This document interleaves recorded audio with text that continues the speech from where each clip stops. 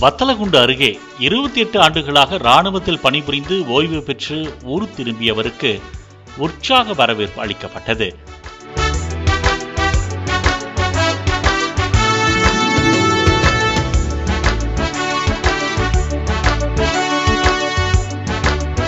திண்டுக்கல் மாவட்டம் வத்தலகுண்டு அருகே முத்துலாபுரம் கிராமத்தை சேர்ந்த ராஜு என்ற விவசாயிக்கு 3 மகன்கள் உள்ளனர். இவரின் 3 மகன்களுமே ராணுவத்தில் பணிபுரிகின்றனர்.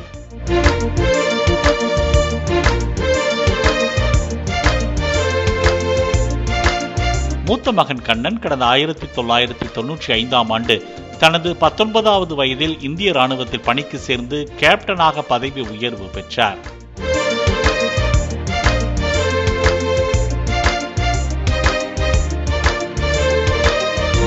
இந்நிலையில் ராணுவ பணியிலிருந்து ஓய்வு பெற்று முத்துலாபுரம் கிராமத்திற்கு நேற்று கண்ணன் திரும்பினார்.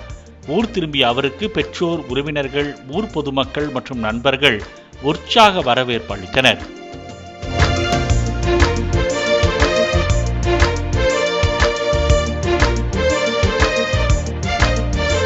ஊர் எல்லையிலிருந்து கண்ணனை வான வேடிக்கையுடன் ஊர் மக்கள் ஊர்வலமாக அழைத்துச் சென்றனர்.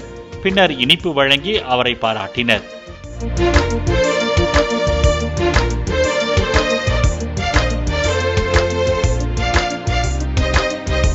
பின்னர் வீட்டுக்கு வந்த கண்ணனுக்கு அவரின் தாயார் ஆரத்தி எடுத்து வரவேற்றார்.